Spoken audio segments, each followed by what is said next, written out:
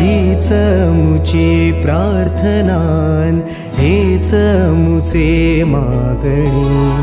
माणसाने माणसाशी माणसा सम वागणे